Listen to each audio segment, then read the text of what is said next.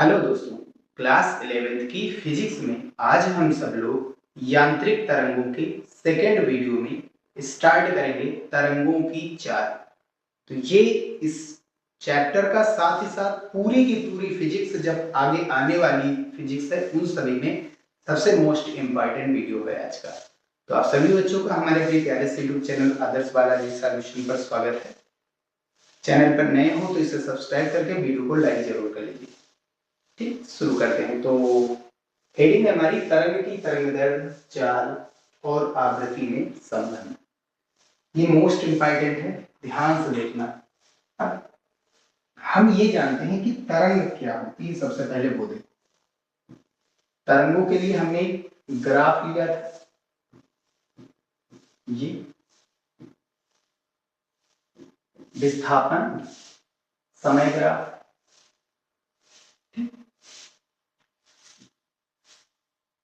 और ये ग्राफ कुछ ऐसा बना था। क्लियर बात? एक सरंग और एक गर्त को एक आवर्तकाल कहते हैं। एक आवर्तकाल में चली गई दूरी को तरंगदैर्घ्य कहते हैं। तो देखिए t समय में चली गई दूरी कितनी है? लैम्डा। कण द्वारा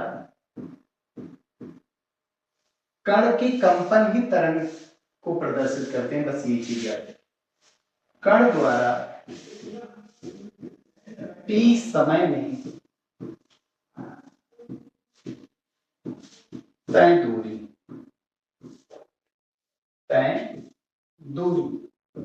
कितनी है? एक तरंगदैर्घ्य के बराबर। t समय में एक सेकेंड में तय दूरी कितनी आएगी? Lambda upon T. इसी को हम सब लोग तरंग की चाल कहते हैं, यानी v कहते हैं। और v बराबर कितना आ गया? Lambda upon T. तो ये है वेग तरंग की, और ये तरंग की तरंगदैर्घ्य, और t क्या है? आवर्तकाल। तो पहला तो ये रिलेशन मिला, देखते जाइए, बहुत इंपॉर्टेंट है, बस ये चीज याद रखिएगा। फिर आगे एक चीज हमने पढ़ा था, वो क्या है कि जो आवृत्ति होती है, भाई आवृत्ति में रिलेशन निकालना है ना, तो हमको तरंगदैर्घ्य और वेग मिल गया। अब हम टाइम को हटाएंगे। आवृत्ति को हमने एफ से लिखा था, एन से भी लिख सकते हैं, न्यू से भी लिख सकते हैं, 1/, आवर्तकाल के बराबर। ठीक है, तो अब क्या हो जाएगा? यहां से बटे की टी को हम क्या लिख सकते हैं? एफ। तो v बराबर कितना आ गया? F into lambda. और यही आपका संबंध हो गया, यही आपका हो गया संबंध। ये बहुत इंपॉर्टेंट है, बस ये चीज याद रखिए। चाल बराबर आवृत्ति गुणा तरंगदैर्घ्य, और अगर तरंगदैर्घ्य बराबर आप निकालेंगे तो ये आ जाएगा v अपॉन एफ, और अगर आप f बराबर निकालेंगे तो v अपॉन लैम्डा। तो ये बहुत इंपॉर्टेंट है भैया, फार्मूला बहुत ज्यादा इंपॉर्टेंट है, इसको याद रखिए। अगर f है आवृत्ति तो f लिखेंगे, अगर न्यू है तो न्यू लिखेंगे, n है तो n लिखेंगे। तो जगह क्या होता है? v बराबर, केमिस्ट्री वगैरह में हमने देखा n लैम्डा लिखा होता है, तो सेम यही चीज है। ये हो गया इन सभी में संबंध। आगे बढ़ते हैं। अब हम सब लोग पढ़ेंगे तरंगों की चाल। तरंगे क्या होगी वो चीज तो हमने जान लिया। तरंगों की चाल क्या होगी विभिन्न माध्यमों में, माध्यम मतलब पदार्थों में, ठोस, द्रव और गैसों में। तो सबसे पहले हम तरंग क्या पढ़े थे? हमने विद्युत चुंबकीय तरंग पढ़ा था, उसकी चाल फिक्स होती है 3 × 10⁸ मीटर पर सेकंड। और दूसरी थी यांत्रिक तरंग, और वो दो तरीके की थी, एक अनुप्रस्थ और दूसरी अनुदैर्घ्य। तो अनुप्रस्थ तरंग की चाल क्या होगी वो चीज हम देखेंगे। तो अनुप्रस्थ तरंग की चाल सबसे पहले ठोसों में क्या होती है, इसका कोई डेरिवेशन नहीं, पहली चीज तो ये याद रखिए। v बराबर अंडर ईटा अपॉन डी। ईटा है दृढ़ता गुणांक। भाई ठोस क्या होती है? दृढ़ होती है, इन्हें रखने के लिए किसी पात्र की जरूरत नहीं होती है। तो ईटा है दृढ़ता गुणांक, और डी जो है वो घनत्व है ठोस का। अगर आप लोहे में उत्पन्न करेंगे अनुप्रस्थ तरंग, तो एक लोहे के ऊपर मारेंगे, सीधे मारेंगे परिच्छेद क्षेत्रफल पर मारेंगे, सामने मारेंगे तो अनुप्रस्थ तरंग उत्पन्न होगी, ऊपर मारेंगे तो उत्पन्न होगी अनुप्रस्थ तरंग, और सामने मारेंगे तो अनुदैर्घ्य तरंग उत्पन्न हो जाती है। तो इसलिए, और ईटा लेंगे, ठीक है, वो दृढ़ता गुणांक। अब द्रव और गैस के लिए क्या होता है, द्रव और गैस होती है तरल, ये दृढ़ नहीं होती, बशर्ते द्रव की सतह ना हो। द्रव की सतह क्या होती है, दृढ़ होती है, ठोस होती है, बस ये चीज याद रखिए। तो उसको छोड़ करके बाकी अंदर का और गैस से जो होती है वो तरल होती है। तरल होती है तो जाहिर सी बात इनका दृढ़ता गुणांक क्या आएगा, 0 आएगा। एक चीज और है, ठोसों में जो अनुप्रस्थ तरंग की चाल होती है उसको हम सब लोग अपरूपण तरंग कहते हैं। क्या कहते हैं, ठोसों में जो अनुप्रस्थ तरंग होती है उसको हम सब लोग अपरूपण तरंग भी कहते हैं, क्योंकि यहाँ अपरूपण गुणांक ईटा है। अपरूपण पढ़ा गया था सबसे पहला चैप्टर प्रत्यास्था, उसी में। अब आगे बढ़ते हैं। तनी डोरी में क्या होगा भाई, दो ही जगह होगी, एक ठोसों में जब हम ऊपर मारेंगे तब होगा अनुप्रस्थ तरंग उत्पन्न होगी, और दूसरी तनी डोरी में। एक डोरी है, इधर हमने दो स्तंभ के बीच में डोरी को बांध दिया है। अब इस डोरी को अगर खींचेंगे तो ये डोरी किधर जाएगी, ऊपर नीचे ऐसे चलेगी, जाएगी। तो इसमें क्या होगी, कंपन होने लगे। देखो हुआ कि नहीं, ऐसे ऐसे ऐसे ऐसे एक रस्सी को ऐसे पकड़ के खींची तो ये तरंगे बनेंगी, ऐसे कि नहीं बनेंगी। ये डोरी जो हमने ली है वो क्या है, तरंगे की लंबाई। खींचेंगे तो उससे क्या उत्पन्न होगा, डोरी में तनाव। तो वो एकांक लंबाई में कितना आया उसका रूल ले लीजिए, वही तरंगों की चाल होगी। तो तनी डोरी में अनुप्रस्थ तरंगों की चाल v बराबर √t/m। टी क्या है, डोरी में उत्पन्न तनाव, एक तरीके का बल, और m क्या है, डोरी की एकांक लंबाई का द्रव्यमान। एकांक लंबाई मतलब 1 मीटर लंबाई का जो द्रव्यमान है डोरी का, वो है आपका स्मॉल m। अच्छा एक चीज और है, 1 मीटर लंबाई का इतना है तो टोटल लंबाई कितनी है, 1 मीटर लंबाई का द्रव्यमान कितना है, स्मॉल है। एल लंबाई का कितना है, एल लंबाई का द्रव्यमान, टोटल एल लंबाई, तो एक का कितना है, एक का m है, 1 मीटर का m है द्रव्यमान, तो l का कितना होगा, m इंटू एल, कुल द्रव्यमान ये हो गया पूरी लंबाई का। और उसको हमने क्या नाम दे दिया, capital M, m into L. अगर आप स्मॉल m की वैल्यू यहाँ से निकालेंगे तो वो कितनी आएगी, l को बटे में डाल दीजिए m के, बस कुल द्रव्यमान और बटा कुल लंबाई, बस यही हो जाएगी। अब एकांक लंबाई मतलब जो बटे वाला है उसका मान 1 डाल दो, तो एकांक लंबाई l का मान 1 डालेंगे तो एकांक लंबाई का द्रव्यमान m होगा। क्लियर बात, ये हो गया। अगर ये चीज हम यहाँ पर डाल देंगे, चलो ये चीज तो इतना हो गया। अब आगे बढ़ते हैं, एक चीज देखते हैं यहाँ पर, द्रव्यमान बराबर क्या होता है, घनत्व गुणा आयतन। घनत्व गुणा आयतन, ठीक। घनत्व कितना हमने मान लिया, d। रस्सी का घनत्व होगा कि नहीं होगा, घनत्व हर एक चीज का होता है। द्रव्यमान, कुल द्रव्यमान कितना है, कैपिटल M। और आयतन कितना है, रस्सी किस आकार की होती है, बेलनाकार होती है, और बेलन का आयतन क्या होता है, बेलन का आयतन होता है pi are square H. Pi are square H, H मतलब इसकी लंबाई। क्लियर। अब इसको बटे में डाल दो, m के बटे में हम क्या ले जाएंगे, l। m के बटे में l ले जाएंगे तो ये किसकी वैल्यू हमारी, स्मॉल m की वैल्यू, जो कि कितनी आएगी, d into pi are square. हो गया, d into pi are square. और यही वैल्यू उठा करके यहाँ डालेंगे तो वेग हमें कितना मिल जाएगा, v बराबर अंडर, बहुत चुने हैं भैया, m कितना है, d into pi are square. हो गया, तो एक ये फार्मूला हो गया तनी डोरी में अनुप्रस्थ तरंग की चाल। आगे बढ़ते हैं, ध्वनि तरंगे देखेंगे। ध्वनि तरंगे दरअसल कोई और तरंगे नहीं, ये अनुदैर्ध्य तरंगे ही है। अनुदैर्ध्य तरंगों को ही हम ध्वनि तरंगे कहते हैं, ठीक। तो ध्वनि तरंगों का मतलब अनुदैर्ध्य तरंग होता है। ध्वनि तरंगों का व्यापक अर्थ किसी प्रत्यास्थ माध्यम, प्रत्यास्थ माध्यम का मतलब क्या है, ऐसे पदार्थ जिन पर बाह्य बल या विरूपक बल हटाने से वस्तु अपनी प्रारंभिक स्थिति में आने का प्रयास करे या आ जाए। जैसे स्प्रिंग हो गई ठोस में, पानी हो गया द्रव में, और गैस कोई भी आप ले लीजिए, वो अगर किसी पात्र में रखी है तो घूम फिर कर वो अपनी प्रारंभिक स्थिति में आ जाती है अगर कहीं बाहर से ऊष्मा नहीं मिल रही है। ठीक है भैया।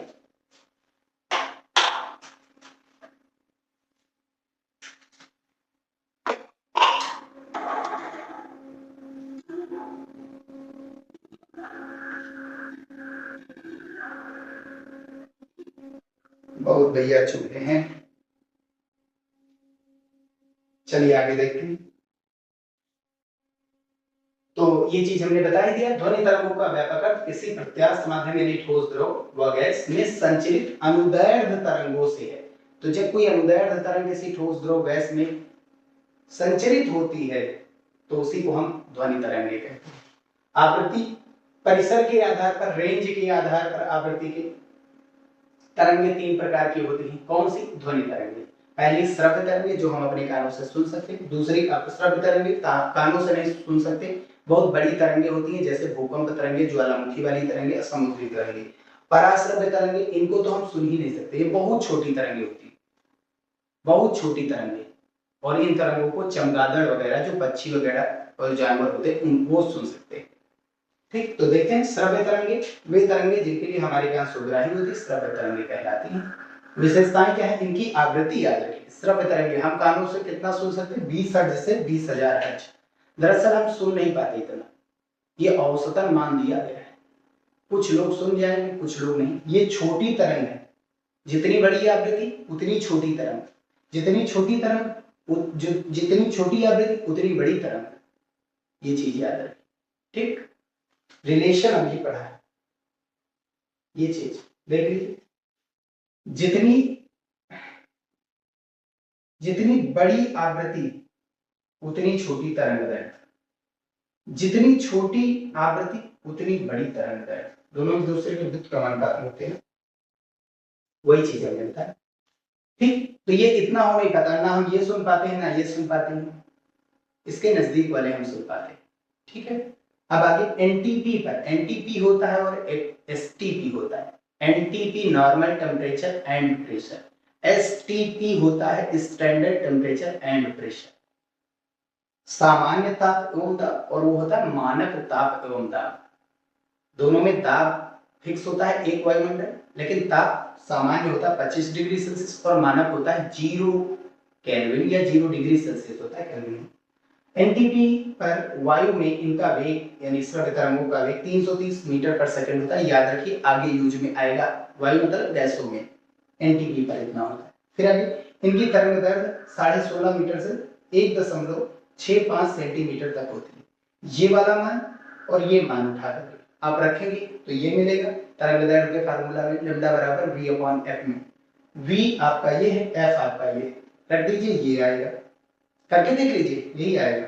और दूसरा v आप ये रखिए और f अगर ये रखेंगे तो ये वाला मान आएगा सेंटीमीटर। चलिए आगे बढ़ते हैं। अपसर्ग तरंगे वे तरंगे जिनकी आवृत्ति 20 हर्ट्ज से कम होती है, अपसर्ग तरंगे कहलाती है। विशेषताएं क्या है? एनटीपी पर इन तरंगों की तरंग दैर्घ्य 16.5 मीटर से अधिक होती है। अगर आवृत्ति कम है तो तरंग दैर्घ्य ज्यादा होगी, क्लियर है?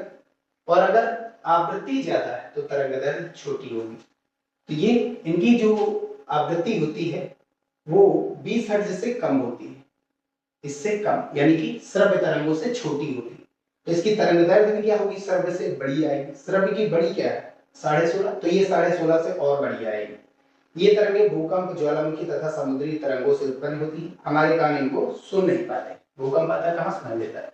पराश्रव्य तरंगे वे तरंगे जिनकी आवृत्ति 20,000 हर्ट्ज से अधिक होती है, पराश्रव्य तरंगे कहलाती है। बहुत छोटी तरंगे, तो बहुत छोटी, हम अपने कानों से सुन ही नहीं सकते। चमगादड़ जो होता है वो 1 लाख हर्ट्ज तक सुन सकता है। विशेषता एनटीपी पर इन तरंगों की तरंग दैर्घ्य 1.65 सेंटीमीटर से कम होती है। भाई फ्रीक्वेंसी ज्यादा तो वेवलेंथ छोटी होगी। छोटी क्या है? ये सेंटीमीटर वाली, इससे छोटी।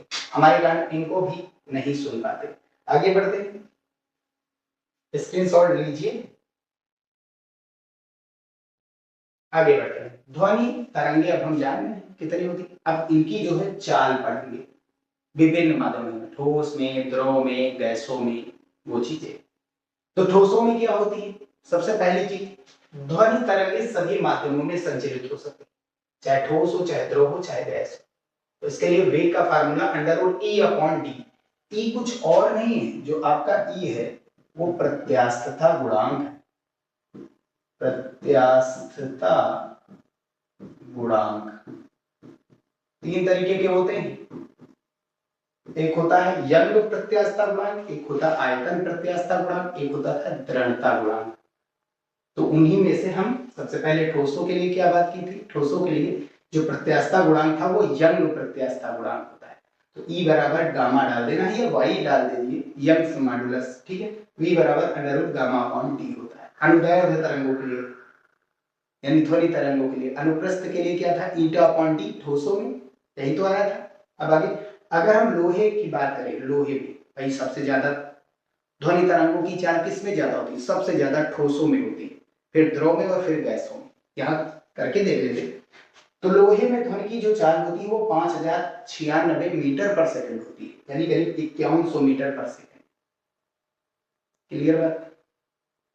5.1 किलोमीटर पर सेकंड, 1 किलोमीटर में करीब 5 किलो, 1 सेकंड में करीब 5 किलोमीटर जाती है। गामा बराबर लोहे के लिए कितना होता है, 2 × 10⁻11। पहले चैप्टर के न्यूमेरिकल से देख लीजिए, न्यूटन पर मीटर स्क्वायर, और जो घनत्व होता है वो 7.7 × 10⁻3 किग्रा पर मीटर क्यूब होता है। अब द्रवों और गैसों में क्या होता है, द्रव और गैसें दोनों सेम ले ली जाती है, उसके लिए बल्क मॉडुलस का यूज करते हैं। E बराबर B, आयतन प्रत्यास्थता गुणांक। V बराबर √E की जगह पर B डालना अपॉन में D। अब जल में ध्वनि की जो चाल होती है वो करीब 1450 मीटर पर सेकंड होती है। जल के लिए B का मान 2.1 × 10⁻9 न्यूटन पर मीटर स्क्वायर मात्रक होता है, और D का मान 1000 किग्रा पर मीटर क्यूब होता है। ये घनत्व होता है जल का। ये चीज डालेंगे इसमें तो मान ये आएगा। अब आगे गैसों में दो प्रकार के प्रत्यास्थता गुणांक होते हैं। द्रवों के लिए तो हो गया, गैसों की जब बात करेंगे तो प्रत्यास्थता गुणांक ही लेंगे, लेकिन ये जो प्रत्यास्थता गुणांक भी है ये 2 तरीके के होते हैं। सबसे पहला होता है समतापी आयतन प्रत्यास्थता गुणांक, जब धीरे धीरे कोई चीज हो समतापी। रुद्धोष्म आयतन प्रत्यास्थता गुणांक, यानी आयतन तेजी से परिवर्तित हो तो उसके लिए रुद्धोष्म आयतन प्रत्यास्थता गुणांक, उसको हम b θ से, इसको b⁵ से प्रदर्शित करते हैं। चलिए देखते हैं गैसों में क्या होती है, स्क्रीनशॉट इसका भी ले लीजिए। अब हम पढ़ेंगे ध्वनि तरंगों की गैसों में चाल जो होती है वो न्यूटन के सूत्र द्वारा क्या है। न्यूटन ने क्या बताया कि जो गैसों में ध्वनि तरंगों की चाल कितनी होती है, और फिर इन्हीं का संशोधन आगे पढ़ेंगे, लाप्लास संशोधन। न्यूटन के अनुसार गैसों में ध्वनि का तरंगों का संचरण समतापी प्रक्रम। ये क्या होता है, सबसे पहले ये चीज देखिए, समतापी प्रक्रम। इन्होंने ये बताया ध्वनि तरंगे मतलब अनुदैर्ध्य तरंगे। अनुदैर्ध्य तरंगे जब चलती है तो एक जगह का जब पास पास आ जाते तो उसको हम कहते थे संपीड़न, और फिर उसके जस्ट बाद दूर दूर हो जाते थे तो विरलन।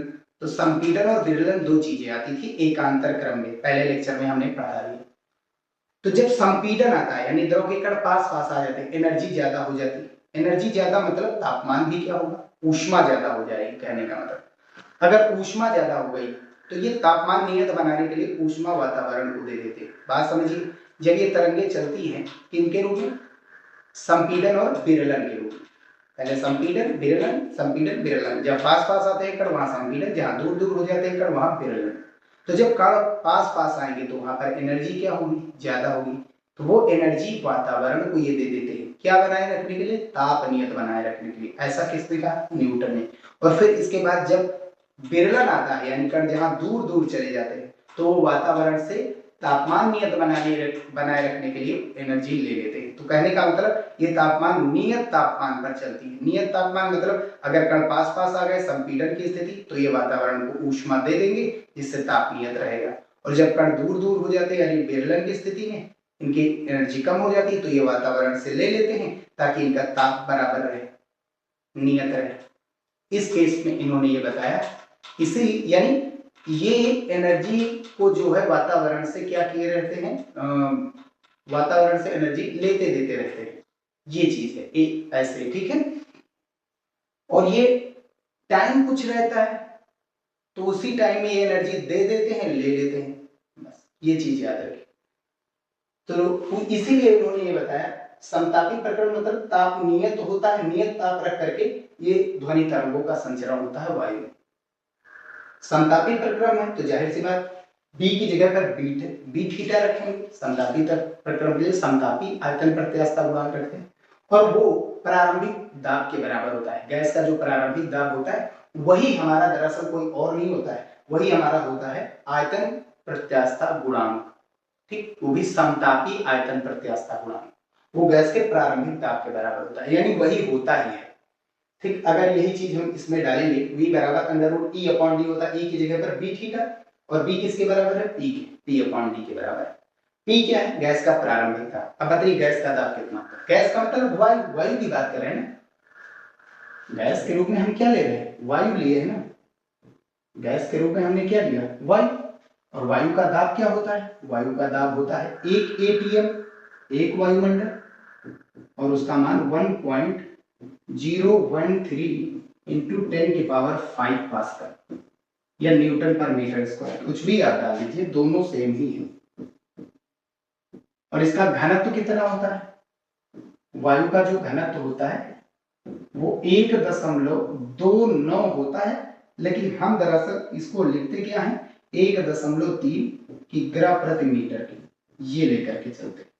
अब ये वैल्यू उठा करके इसमें डालेंगे तो वी कितना आएगा, देखिए अंडर रूट वी पी कितना आपके पास 1.013 इंटू 10 की पावर 3 माफ कीजिए 5 होता है और अपॉन में डी की वैल्यू 1.3। ओवरऑल सॉल्व करेंगे तो ये आएगी 290 मीटर पर सेकेंड। दरअसल आता है 282, आज हमने क्लास में भी तो सॉल्व करवाया था, ये चीज बताया था। तो इसको सॉल्व करेंगे तो लगभग 282 मीटर पर सेकेंड आएगा, लेकिन हम औसतन लिखते कितना है 290 मीटर पर सेकेंड। तो न्यूटन के अनुसार ध्वनि तरंगे जो होती है वो समतापी प्रक्रम में संचरित होती है, यानी ताप नियत बनाए रखती या चलती है, तो उस कारण उनका जो वेग होता है वायु में वो 290 मीटर पर सेकेंड होता है। और अभी हमने पढ़ा है श्रव्य तरंगे जो होती, श्रव्य तरंगे जो हमें सुनाई देती कानों से, वो 330 मीटर पर सेकंड के वेग से चलती, अभी हमने पढ़ा। और आ कितना रहा है 290, ये न्यूटन के अनुसार है, यानी कम आ रहा है। तो इसके लिए लाप्लास है, लाप्लास ने एक संशोधन किया। क्या किया, लाप्लास ने ये बताया कि न्यूटन ने कहा था कि जो ध्वनि तरंगे होती है वो समतापी प्रक्रम में होती, वायु में ध्वनि तरंगों का संचरण समतापी प्रक्रम होता है, लेकिन इन्होंने वे बताया वो समतापी नहीं होता, वो रुद्धोष्म होता है। अगर रुद्धोष्म होता है भाई, गैसों में आयतन प्रत्यास्थता गुणांक दो तरीके के होते हैं, एक समतापी और दूसरा रुद्धोष्म। तो इन्होंने ये क्यों बताया, क्योंकि इन्होंने ये बताया कि जब तरंगे संचरित होती है तो जब संपीड़न और विरलन आता है तो वहां पर इतना कम समय होता है कि वो वातावरण से ना तो ऊष्मा ले सकते हैं और ना ही वातावरण को ऊष्मा दे सकते हैं। ये इतनी जल्दी होता है, इतनी कम समय में होता है कि वो वातावरण को ना तो ऊष्मा दे पाते हैं तरंगी और ना ही बाद में वो वातावरण से वापस ले पाते हैं टेम्परेचर नियत बनाने के लिए। क्यों, क्योंकि यहाँ पर टाइम बहुत छोटा, चीजें बहुत जल्दी होती है। रुद्धोष्म प्रक्रम के लिए एक एग्जाम्पल बताते हैं, जैसे आप कोई टायर फट जाता है, तो टायर फट जाता है तो वो बहुत तेजी के साथ होता है, वहां समय बहुत छोटा होता है, तो वहां पर ऊष्मा ना तो बाहर जाती ना तो अंदर आती, वो रुद्धोष्म प्रक्रम है, टायर का फटना और पटाखों का फटना। ठीक, ये चीजें जो होती है जो जल्दी जल्दी होती है, इसी को हम रुद्धोष्म प्रक्रम कहते हैं। समतापी प्रक्रम जो धीरे धीरे होता है, जैसे मोम का पिघलना एक समतापी प्रक्रम है, बहुत धीरे होता है। ठीक है, तो ये चीजें होती हैं। तो इन्होंने लाप्लास के अनुसार वायु में ध्वनि तरंगों का संचरण रुद्धोष्म प्रक्रम है। क्यों होता है, क्योंकि जब तरंगे संचरित होती है वायु में तो संपीड़न और विरलन इतनी तेजी के साथ होता है कि वो ना तो ऊष्मा दे पाते हैं वातावरण को और ना ही वातावरण से ऊष्मा ले पाते हैं, देते हैं संपीड़न, लेते हैं विरलन, और जब तेजी से होता है इसीलिए इन्होंने ये बताया कि ये रुद्धोष्म प्रक्रम है। ठीक, रुद्धोष्म प्रक्रम है तो जो ई है वो B5 के बराबर होगा। भाई रुद्धोष्म प्रक्रम के लिए क्या था बी, रुद्धोष्म प्रक्रम के लिए क्या था B5 और समतापी के लिए B थीटा, ये तो हमने लिया था। तो वही चीज B5 हमने रख दी, और B5 जो होता है वो गामा P के बराबर होता है। कहिए गामा क्या है? गामा जो हमने पढ़ा था ग्राम अणुक विशिष्ट ऊष्मा यानी Cp और Cv इनका अनुपात होता है, ग्राम अणुक विशिष्ट ऊष्माओं का अनुपात होता है गामा। ठीक, तो ये गामा P होता है, मतलब वो P बताए थे, इन्होंने गामा से गुणा करा दिया, और इसकी वैल्यू भी होती है एक परमाणु जैसे जिन वे अणु जिनके पास एक ही परमाणु होता है, जैसे हीलियम, नियान, आर्गन। पिछले वीडियो में हमने ये बताया भी था, लेकिन ये बताया था हमने ऊष्मागतिकी में। क्रिप्टॉन, जीनॉन, ये सभी जो है आपके एक परमाणु है, इनके अणु में एक ही परमाणु होता है, और इनके लिए गामा का मान 5/3 होता है। Cp 5 और Cv 3 होता है, ऊपर Cp नीचे Cv। द्वि परमाणु में कौन कौन आता है? द्वि परमाणु में आपकी हाइड्रोजन गैस आती है, नाइट्रोजन गैस आती है, ऑक्सीजन गैस आती है, क्लोरीन, ब्रोमीन, ये सभी आती है। इनके अणु में 2 परमाणु होते हैं, तो इसके लिए गामा का मान 7/5 होता है, यानी कि Cp का मान 7 और Cv का मान 5। Cp और Cv के मान कैसे निकाले जाते हैं? Cp बराबर मतलब स्थिर दाब पर ग्राम अणु विशिष्ट ऊष्मा, Cv क्या है? स्थिर आयतन पर ग्राम अणु विशिष्ट ऊष्मा। ये कितने के बराबर होता है? Q/N × डेल्टा T जब स्थिर दाब हो, और जब आयतन स्थिर हो तो इसी को हम Cv से लिख देते हैं। तो Cv तो पढ़ाए भी है मेयर के सूत्र में।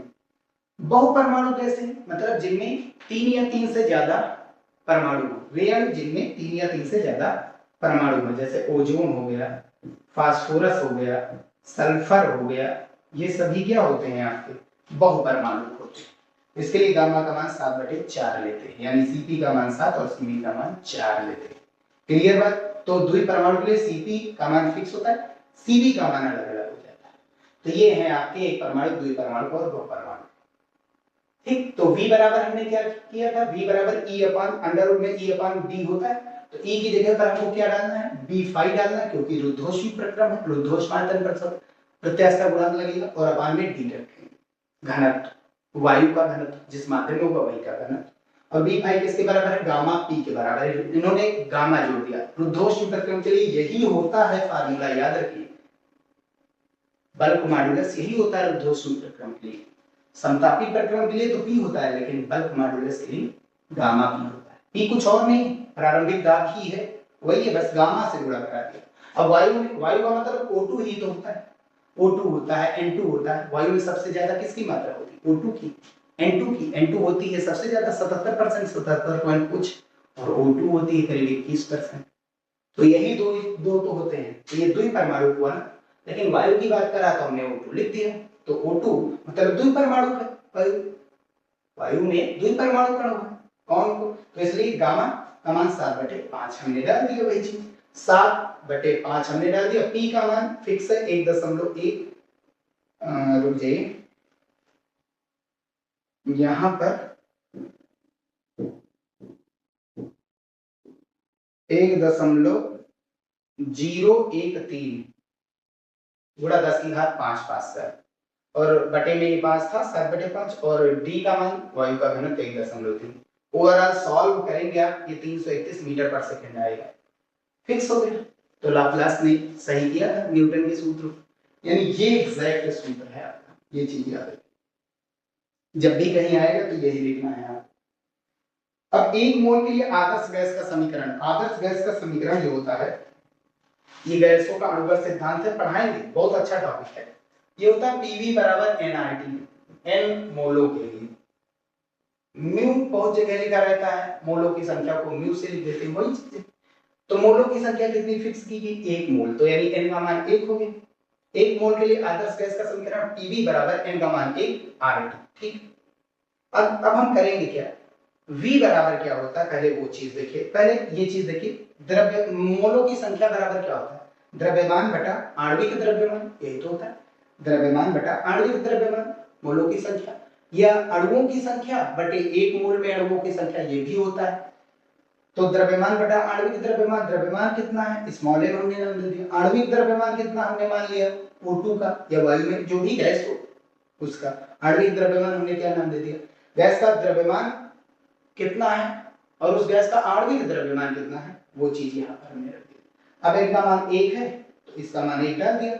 अब 1 बराबर m बटा m, इसको इधर भेजिए तो स्मॉल m किसके बराबर आ गया, कैपिटल M। क्लियर है? जितना आणविक द्रव्यमान होता है उतना ही द्रव्यमान होता है एक मोल में। ठीक, अब वही चीज हमने डाल दिया। आयतन बराबर क्या होता है, द्रव्यमान बटा घन, आयतन बराबर, हाँ, द्रव्यमान बटा घनत्व, या घनत्व बराबर द्रव्यमान बटा आयतन, आयतन ऊपर रखो, द्रव्यमान नीचे, द्रव्यमान बटा घनत्व। अब P और D को एक साथ रखो, M को बटे में भेज दो, M को बटे में भेजेंगे, M को बटे में भेजे तो RT बटे M और P अपॉन D बच गया। P अपॉन D की वैल्यू RT अपॉन M आ गया। P अपॉन D की जगह पर, P अपॉन D की जगह पर हम क्या डालेंगे, RT upon M, RT upon M। बचा क्या था, गामा, गामा, ये V बराबर under root gamma RT upon M, ये भी फार्मूला हो गया। गामा क्या है, ग्राम रूप विशिष्ट ऊष्माओं का अनुपात, और फिर R क्या है, गैस नियतांक, जिसकी वैल्यू 1/12 डाल सकते हैं। T की वैल्यू तापमान केल्विन में होगा, M की वैल्यू जिस गैस की आप बात करें उसका परमाणु द्रव्यमान या आणविक द्रव्यमान, जो भी आप कह पाइए। और यहां से हम कह सकते हैं ये सभी कांस्टेंट वैल्यू होती हैं, तो V किसके अनुक्रमानुपाती है, अंडर रूट T के, अंडर रूट T के अनुक्रमानुपाती है। कौन, V। ठीक है भैया, तो ये थे, और इसका ग्राफ आप चाहें तो बना सकते हैं, V और T के बीच, यस, ये टेम्परेचर और ये वेग।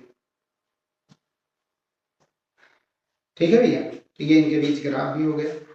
बस इतना ही था, बाकी ये चैप्टर हो गया कंप्लीट आपका। और ये चैप्टर कंप्लीट हो गया तो अब इसके न्यूमेरिकल बचे। दरअसल ये हमने इसलिए बता दिया क्योंकि इसका यूज है न्यूमेरिकल में, तो इसलिए हमने यहाँ पर करवा दिया। बस यहीं पर हम वीडियो समाप्त कर दें। नेक्स्ट वीडियो में आंकिक प्रश्न आएंगे, अब सब केवल और केवल आंकिक प्रश्न आएंगे क्योंकि चैप्टर सभी कंप्लीट। मिलते हैं नेक्स्ट वीडियो में। वीडियो पसंद आए तो लाइक, और चैनल पर नए हो तो यहाँ तक आए तो सब्सक्राइब तो जरूर कर लीजिए।